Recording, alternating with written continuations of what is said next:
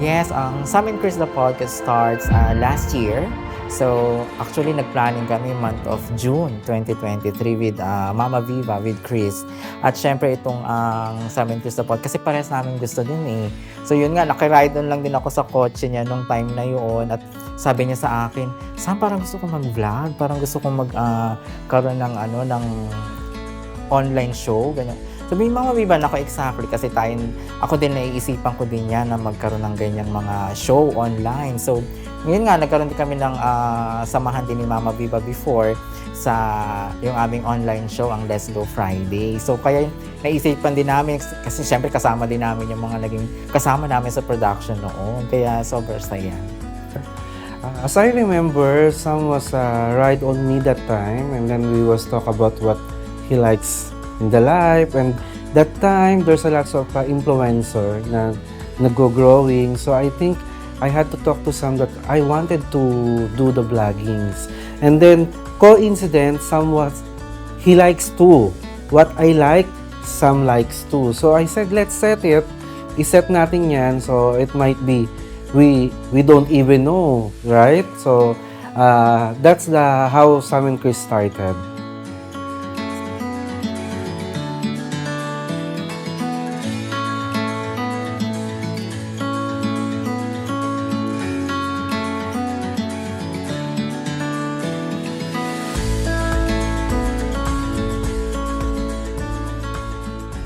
Oh, about Sam, actually, he has a lot of efforts when it comes to Sam and Chris, the podcast.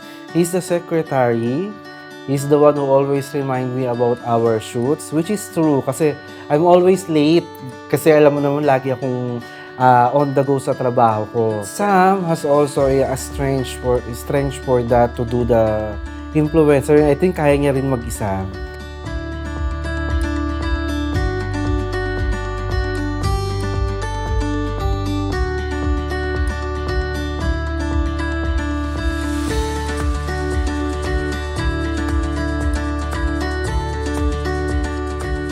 Oh, many things about Chris, about Mama Viva, ayan. So, of course, hindi na alam ng mga ibang tao yung kanyang nickname na Mama Viva. So, napapansin ng ibang mga kasansi din natin na bakit ko tinatawag na Mama Viva? Chris naman yung pangalan niya in real name.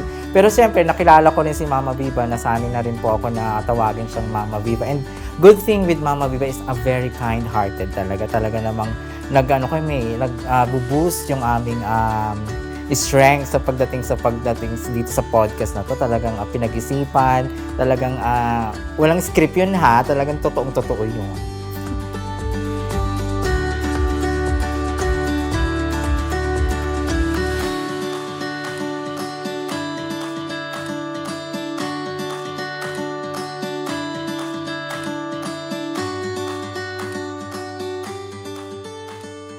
My favorite episode, I think when we was in Bahrain Museum and when we featured a Darsin Cafe. So that time, the owner of Darsin Cafe, we interviewed, and after that, we've been to do the floor walk with the Bahrain Museum. So at that time, medyo quiet kasi, pero very informative. Which is, I like that. Yung mga informative, yung mga parang documentaries, mga historic places. And second, I think yung Halabira. Kasi doon ko nakita yung mga Pilipino, how solid it is na kapag may mga event ng halab ng Pilipino, doon ko lang talaga nakita yung the solidarity ng Pilipino. So I think that is one of my favorite episode in terms of Sam and Chris. Nako, favorite episodes, actually lahat naman talaga naging favorite na lang. Pero yung the most lang is yung mga episodes namin na dumaan kami sa restaurants, di ba? Siyempre mga pagkain, langhap sarap, kain sarap, binang saya. And next is yung mga outdoor namin na naging na-feature namin sa podcast, like the Halabira, nandyan, ang Balik Saya, nandyan din, at syempre ang Bahrain National Museum, yung talaga nakakatuwa din dyan sa lugar na yan. So, actually lahat din naman ng lahat ng naging episode is talagang favorite na rin kasi lahat naman yan mina-milestone namin at talagang tinitreasure namin bawat episode po dito sa Sam and Chris the Podcast.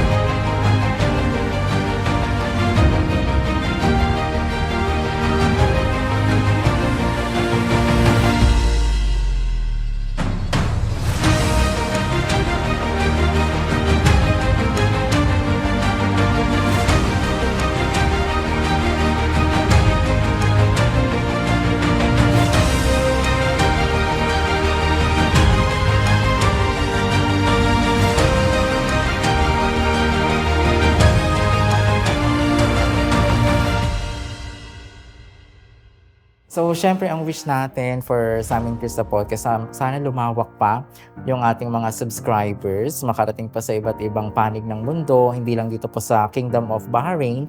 Wini-wish natin na mapanood din tayo sa iba't ibang dako ng mundo, like, syempre, sa iba't ibang bansa. Ayan, baka pwede rin sa Mars, tsaka Venus. Ayan, wish din natin yan.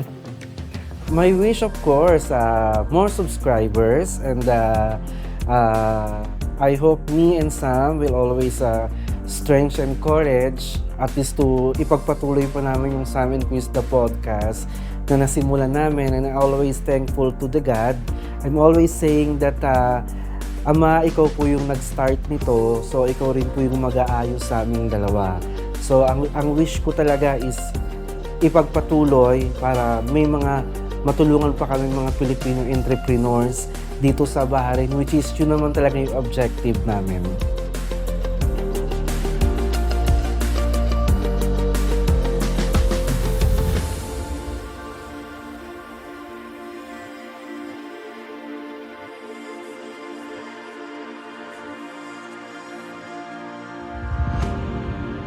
The next in Sam and Chris the Podcast, I think, after the anniversary, I think we will have the anniversary on July 12, I'm sorry. So, may mga mababago. So, I think if you enjoy the first season, I think you will be more like the second season. So, abangan po ninyo. Nako, Sam and Chris the Podcast, nako, marami kayong aabangan sa ating mga susunod na season. Ngayong after nga ng ating first year anniversary, talagang itong pinag-isipan din namin, bonggang-bonggang mga challenges na and activities outside ang mapapanood ninyo sa ating podcast. At we're so excited on that.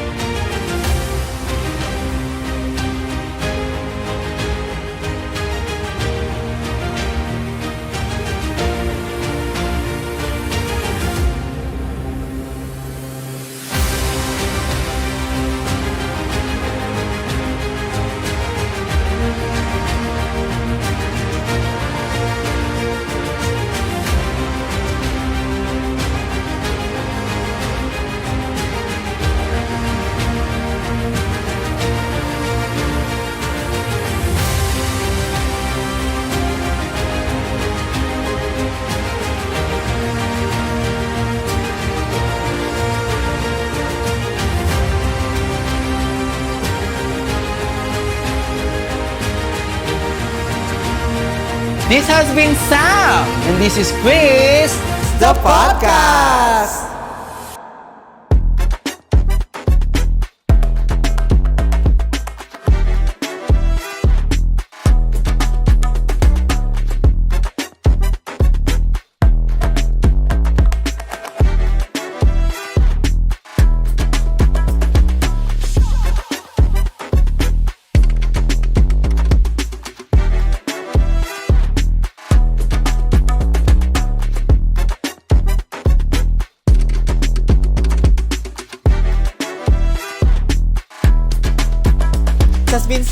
And Quiz, the podcast! And Quiz, the podcast! Ano lasing? Wala siya, i-blooper mo yun sa Kapita mo ba? Baka kita mo yan.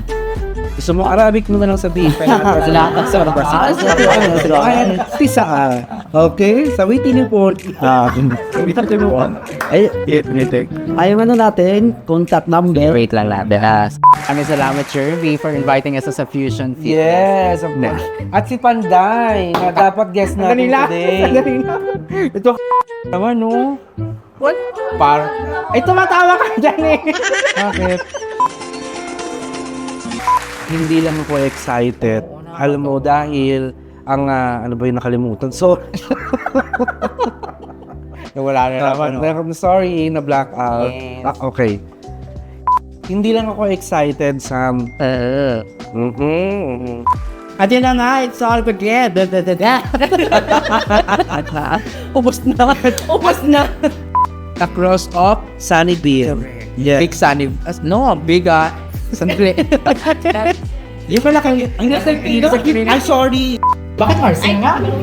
Tatay nanay niya pinagsama. Tatay nanay niya pinagsama. Di ba tayo half-half? Pinagsama. Pinagsama. Half pitbull, half shih tzu. Uy! Deep. Huwag ka lang mag-walkout dahil hindi ka makakadaan dito. Bawal, hindi ka makakadaan. So, alright mga kasali sa ating pagbabalik, makikilala natin. Ay, pakikita talaga na. Wala. Uy, kasya ba kami? Hindi. Bari tayo dyan, para tayong munggo. At talaga po pa nilagay niyo yan dyan. Dagdagan niyo pa po. Ayun.